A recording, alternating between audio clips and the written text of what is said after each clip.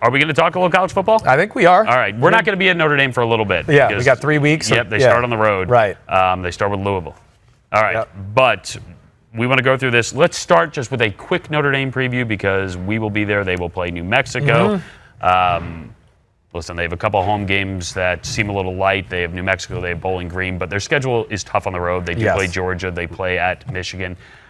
This is a team with big expectations. There are a few injuries already at receiver. There's an injury at tight end, which could prove to be big.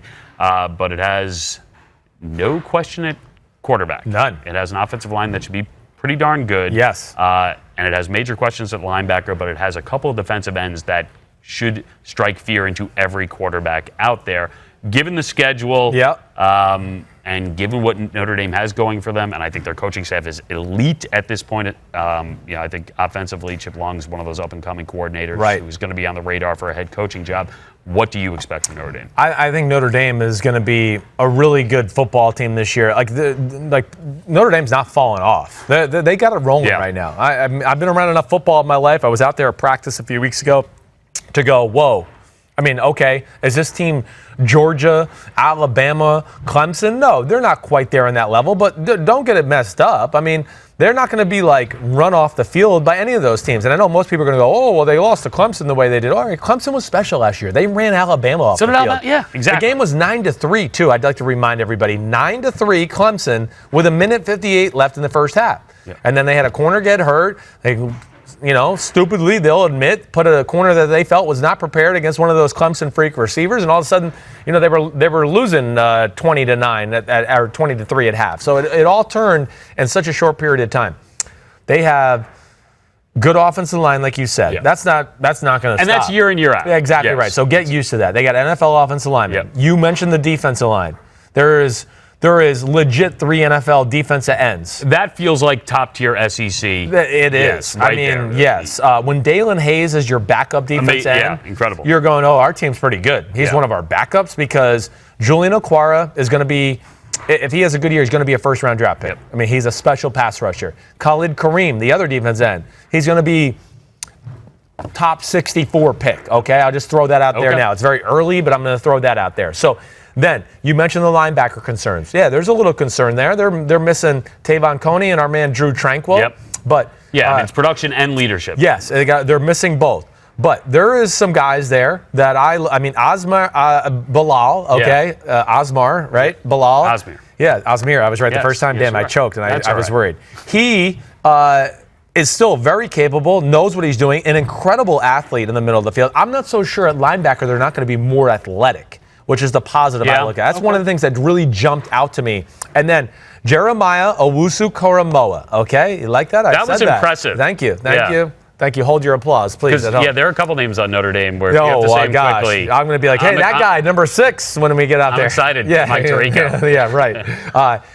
What I saw in practice from him, the improvement, and again, I'm not saying he's as good as Drew Tranquill, but I will say this, his ability to cover in space against tight ends and slot receivers, that will be a notch up for them this year. And their secondary, I still think is good. Watch out for this freak freshman safety they got. And is it Kyle Hamilton? Yeah. This is an elite recruiter. They are very high on it. He's going to be there for 3 years, so they need to play him this year because he's gone after 3 the way it looks right now. He is a special But they have a real athlete. Nice blend of that youth and athleticism and experience in the secondary. Exactly. It's a strong secondary. It is. It's a strong secondary, and they're really well coached. Clark Lee is one of the better defensive coaches in all of football. Offensively, okay. You mentioned tight end Cole Kmet, right? Yeah. He's injured. That stinks. Michael Young injured. We don't know we're going to get there. Right. Another good job by you. I mean, there's no quarterback issue anymore. No, it's decided, which is interesting because, that's something that in the Brian Kelly history. Yeah, we questioned almost every year. It's just been the way it is. Yeah, it is. Exactly. And they just haven't hit on some of the guys, and some of the guys haven't performed maybe up to their capabilities. Ian Bush is fine, going to be really good, going to be awesome. Ian Book. Right. Yeah, did I say Ian Book? Ian Bush. Yeah, I said Book. I think you're picking up. Oh no. Yeah. No. All right, and then but the big thing I'll say to look out for. First off, I like Jafar Armstrong at running back. Okay. Seeing him, he's put on the little strength and power to look like a running back instead of a receiver. Yeah, he's a hybrid. Yeah. Right. Chase Claypool is a freak of nature, and it sounds like he had a great spring. He's got Everything focused on football. It's a contract year for him, right? Because he's got a chance to be he could be a high draft pick if he blows it out this year. He is a freaky athlete at 6'3", 6'4". You've seen him. He's a huge man. It's like it's Julio Jones-ish. Yes. It's that kind of guy. He's going to be a handful for defenses. And then they're going to need a guy like Chris Fink to be a handful, working the slot, winning some matchups on the outside. But I think Notre Dame is going to be highly competitive. I don't think anybody is just going to blow them off the field. If you made me pick, 2, 3 losses. I think that's about right. I don't think it's going to be anything more than that, but I really think that Notre Dame is a lot better physically than people want to give them credit for. Stop telling me they're Notre Dame and they're smart. It's different. Yeah. It's not. This is a different era. Notre Dame is sending out first-round draft picks every year right now. Okay? You can say what you want. And some second-rounders and some third-rounders to go along with it. The team is good. And they're recruiting with depth. Right. Because they've had these injuries and nobody's panicking right now. And they're able to develop guys like Chase Claypool, who they saw and they knew was a physical freak when they got him. Exactly. But they really needed time with him. Yes, they did. He neneeded to grow. He needed to mature on and off the field. He's done that, and they think he's an elite number 1 type guy. I'm excited to watch him. Yep. All right. Well, I'll bring you to Texas. Yeah, my man. All right. Is Texas football all the way back? No, they're not all the way back. They're on the right, they're going in the right direction. Again, don't be fooled that they blew out Georgia last year. First off, Georgia didn't give a damn about being there. Georgia had one goal in mind, to win the national championship. When they didn't get to play in that game and lost the SEC championship, they might as well have gone and sat on a beach and drank pina coladas. It was over, non-alcoholic pina coladas for the younger guys on the team. But either way. Good drink. There. Yeah, good. I just don't want to get anybody. I don't even know. Disgusting is a non-alcoholic pina colada. It sounds horrible. I don't even like a pina colada with alcohol in it, so I wouldn't even want to touch it. Ellinger is a really good college quarterback. He can do everything. He really can. Not only is he a great leader, he's got a good arm. I'm not going to sit here and go, oh my gosh, it's a phenomenal arm, but can tuck the ball, can run, can make plays that way. They're getting more high-end talent on their football team, but all you got to do is look at the draft. Texas still isn't sending out first or second rounders on when it comes NFL draft time. So again, I still think Oklahoma is the cream of the crop. And I got to be proven otherwise until that point. But I do think at least Texas will be relevant. When I say all the way back, I have high expectations for my old school. All the way back means we're a legit national contender. I don't think that. I think we're a legit, big-time bowl game contender. Okay. But I don't think we're at national championship contender quite yet. Red River game should be a lot more interesting. Yes. And the Red River game could decide whether or not you make that jump. That could be. Exactly right. It will probably decide that. It could. Well, last year they did win it. Yeah. And they had to play them in the Big 12 championship game, and Oklahoma was like, "Damn, you got us this first time. You're not going to get us in this one." And of course, Oklahoma's rolling right now. They got offensive linemen all over football. They got, running backs all over football. 2 quarterbacks who were just the first picks in the draft 2 years in a row. Come on. Unbelievable, right? Yeah. To have 2 quarterbacks, same team, back-to-back Heisman, back-to-back top overall pick. Mm-hmm. You're never going to see that. Maybe never again.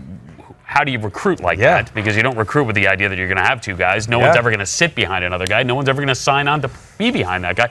And now they have another quarterback this year who's not going to be the first overall pick, but could compete for the Heisman. Yes, Hurst is, yes. And if he's improved as a passer a little bit, which I'm sure he's got a million reps. And they just win games, and he's running around, making plays in the passer.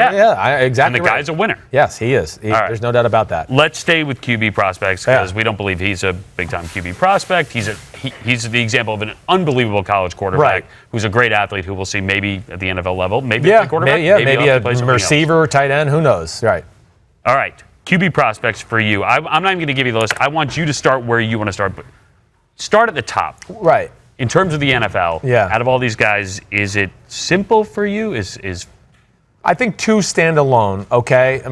I hear a lot of, even from NFL people, there's 3 names out there, and I hear Tua, Herbert, and Jake Fromm. Yeah. Let me just say this right off. And we're talking draft eligible. Yeah, we're talking about draft eligible. Yeah. And, of course, listen, I don't follow college football nearly. I'm not deep in the weeds like I'm in the NFL. So I'm almost topical, paying attention. I know Notre Dame. I know who they're playing against. I'm not necessarily all over every detail in football. Now, Tua and Herbert, I think, are leaders in the clubhouse or being in that conversation for who's going to be the first quarterback off the board. I think Herbert's the better player, the better quarterback, the better prospect. Now, this is something I've heard from some NFL people. This is what's scary, and this is going to continue to scare teams in evaluating. Because of Andrew Luck, Herbert and Josh Rosen, who they're smart. And oh my God, he's interested in other things. Yeah. He can think outside of a box. He goes like, oh, here's a box, and I can go over here and think about that. Whoa. But that's going to be downgraded in the NFL. And I've already heard it from people. They're scared that this kid has other interests and that if he did get, beat up a little bit, he might just go, oh, the hell with it. Either way, his talent is special. Yeah. He's got special size. Size is a talent at quarterback, okay? And then he can run. He's a special athlete and a big-time arm. He really was. He really popped to me last year watching him in college football. Tua, I was probably not as high on Tua watching college football last year. When I got into Alabama film and players during the draft, of course, I'm sitting there and watching old linemen and people. I'm going, let me take a few plays and really watch Tua here. Tua's better than I gave him credit for. Okay. There is no question about that. He's got a stronger arm than I gave him credit for. He's a little bit bigger of a human being than I gave him credit for. And when he's not banged up, he's a pretty damn good athlete too. Now, I've already heard from NFL people there too. There's things that pick apart, and I don't know what that means. They gave me just the old NFL cryptic language, which I don't know if that means something off the field, something about him physically that might not be right. He has dealt with some number of injuries. Absolutely. I do worry about the way his body looks at times. I worry that he can get too big. Right? He's a very thick kid. No, he's for a young guy. For a young guy, right? You're right. You only get bigger. No, it's true. You don't see guys grow up and go, whoa, he's really shedding the pounds, Not a quarterback of that. So I think those are things that are scary. But either way, I was impressed with Tua. And I just think as far as NFL prospects are concerned, I would go Herbert 1, Tua 2 right now. Okay. And again, if I'm wrong or see different, we'll dive back into this during the season at some point. So he is the next southpaw starting quarterback in the NFL? I think so. I know. We're a dying breed. Save us, Tua. You don't have to game plan. No. You don't. It's just amazing. It's totally fallen off, the lefty quarterback. It's completely gone. It is gone. I know. You're rooting for him at this point. Bring it back. I always root for the lefties. I do. I'm very partial to any lefty quarterback. But it's really actually a fascinating subject. I don't know what the hell has happened to all of them. Well, you don't have to worry about the right tackle as much. No. That's right. You can keep everything.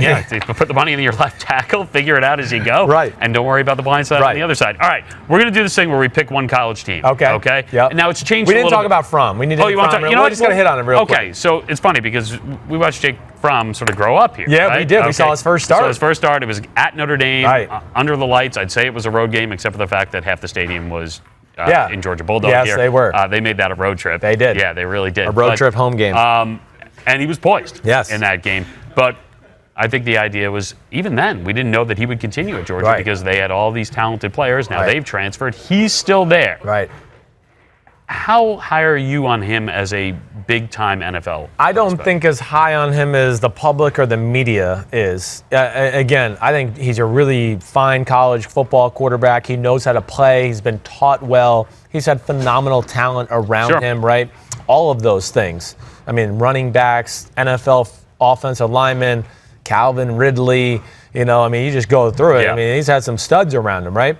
So I look at Jake Fromm, and this is early, and I hope he proves me wrong, but I don't look at Jake Fromm as a starting NFL caliber quarterback, right? Okay. I'm not looking at him as a first or second round pick, right?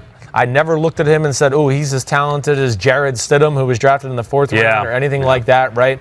So I think he is a guy who's probably a career backup for me, who will be dependable and knows how to play and manage a game and do things like that. But I just don't see enough high-end talent that's going to justify him being in that first-round type of conversation. Before we get to the next thing, which I'm excited about, I do want to go back to Herbert just for a second. Had Herbert come out this year, I know. Would he have been the second quarterback taken? I would like to think so. I had heard from a number of people that the Giants were extremely high on him, that they had sent people out to watch him in every game this past year. I think he would have been, it would have still been Kyler Murray and then Herbert number 2. Wow. Yeah, I do. I think that's what would have happened. All right. Well, maybe Oregon's one of the teams that I'm going to jump on. Yeah, because we're going to pick a team. Yep. A non-Alabama or Clemson. Which, listen, I know Alabama's had some serious injuries here, and perhaps people aren't as high on them as they were just a few days ago. That being said, I think they're going to bring freshmen in who are freshman All-American in those positions, and they're still going to steamroll people. Of course. Okay. I mean, the three teams at the top, they stand apart right now in college football. I'm going to put Georgia into this conversation as well. I agree. I think we eliminate them. Okay, yes. We're not taking Clemson, Bama, out. and Georgia. They're out. And we know they're awesome. You now have to pick another team to ride with. Okay. The entire season. Yep. And this is your team. They're going to get in. They're going to get to the playoffs. And when they get in the playoffs, they're going to do something here. Right. All right. They're not going to get steamrolled in the semifinal by either Bama or Clemson. You think this is your team. They'll get in. And when they get in, they're going to give someone a problem. Who do you have? Who are you taking? Well, you go first. I want to hear who you're going to take. I am taking, and I went back and forth on this, but I feel like purely to annoy you, I'm going to take Michigan. Because it's going to be very fun throughout the season to watch this Jim Harbaugh experience go down once again, but it is setting up well. Yes. All right, because they have Michigan State at home. Right. They have Ohio State at home. Urban Meyer is no longer there. He has his quarterback, and now he's telling me that he's going to use, not telling me, telling everyone that he's going to potentially use two quarterbacks. Right. Which is always interesting because when one's a better runner, then you put him in the game, and if you only run the football, then I don't understand the purpose of that. So perhaps we're going to mix things up there too, where he's going to have that guy throw the football. I like what Michigan does defensively. I think if they improve a little bit on that side of the football, I think if the quarterback play gets a little bit better, I think this is the year that they make it happen. They win the Big Ten, they get in, and I am fascinated because he put in his book, not directly, that the SEC was cheating, but essentially it's hard to beat teams when they're cheating, and maybe alluding to is that right? I didn't know that. South. Book's coming out. It's not like the quote on a headline is going to look a little bit different than if you read it within context, but it's certainly, it'll come up. Right. If they get to play one of these SEC teams in the college football playoff, basically saying my job's a little bit harder here in Michigan, because we're doing things this way. We're doing the right way. Oh, the Jim Harbaugh way. Right. But I don't know. It's going to be a fun ride. Yep. And there are going to be some games that maybe are a little tighter than they should be. But that'll make it interesting for me. Right. And I'm going to ride with Michigan. You're going to ride with Michigan. Plus, I know it'll annoy you. Crazy. It'll annoy you the entire time. Because I love Michigan, everybody, and this is why, just to be transparent for everybody out there, I actually really like Michigan. I don't like Jim Harbaugh, okay? So I'm not rooting for them to ever win a game ever again, all right? I'm just going to leave it at that, okay? So thank you for picking them. Thanks a lot. Now, I want to go with my Longhorns. I want to go with them. Well, why not? Yes. Why not? Squad. Just do it. I didn't get a damn tattoo on my leg of a Longhorn for nothing. Yeah, you did it specifically for this moment. I just got it, brand new. Yeah, get in on there, John. Yep. Ooh, gosh, I need to put some lotion on. I'm a little ashy. But yes, totally on the Texas bandwagon. First of all, I like Sam Ehlinger. Okay. And then he won over my heart when they showed the video of him last year when he was a little baby and he was saying, look, I'm Chris Simms. You had me at I'm Chris Simms, okay? So I really am rooting for them. I'm a diehard Texas Longhorn football fan. I am, and I like Tom Herman. I know him. He was there when I was there playing. He was a GA. And I just think this is a team that feels that they're in the right direction. There's belief there. There is some young talent. We put a few good recruiting classes together. I think we got some guys that legitimately can scare you at running back and receiver for the first time in a while. So I'm totally fanboying it with Texas, okay? That's just the way it is. I got to go with my hook 'em horns. I took a lot of crap a while back when it was the end of Mac Brown's era. And I was like, somebody asked me, do you think they should move on? And I said, yes. And people were like, oh, you're such an unloyal asshole to Mac Brown. Listen, I like Mac Brown, but they weren't good for 2 or 3 years in a row. They sent nobody out into the NFL draft. They broke the longest streak. My loyalty is to Texas more than anybody. I just hope everybody knows that. I'm not always going to sit here and just kiss the ass of somebody I know all the time. As anybody knows me, they know that's not the way I roll. So I'm going hook 'em horns, baby. Wow. I'm impressed. I'm not surprised. Yeah, and especially since you're going Michigan, screw you. I'm going Texas. I love it. Listen, and I don't have the animosity towards Jim Harbaugh that you do, and I like John Harbaugh. We've worked with him. But I just love, and I've told you this story, my wife went to Michigan. Yeah. And she knows nothing about sports, knows nothing about football, does not care. And when she was a junior, she was just walking around campus because Ann Arbor's this gorgeous paradise. Yes, I've heard. I've never been there, but and yes. she's walking around, and some nice gentleman walks up next to her and starts talking her up. And he's in head-to-toe Michigan gear, but that's pretty normal in Ann Arbor. He could be just a professor, and they're talking about how lovely the weather is. And he says, do you do a lot of activities? Do you go to games? And she says, I don't go to a lot of games, but I love it here on Saturdays. Everyone's in that school spirit mode. He said, what about you? Do you go to a lot of games? He says, yeah, I go to quite a few of them, and they just continue to talk about pleasant things. And then she comes up to her house where her friends are sitting on the porch, and he says, hey, listen, it's been great chatting with you. And she says, yeah, you too. And she walks away, and her friend said, how do you know Lloyd Carr? It's awesome. It's the best. I love it. And it was I love that he just let her sit there and didn't say anything. Because I think it was probably the most enjoyable conversation Lloyd Carr had when he was there. Then I like to imagine what that would have been like had it been Jim Harbaugh. Oh, gosh. Wouldn't have been as pleasant, I can tell you that. It would have been just great. Wouldn't have been as pleasant. All right, we're done. Hi, I'm Mike Tirico, and thanks for watching. Make sure to hit subscribe for the latest news and highlights from NBC Sports.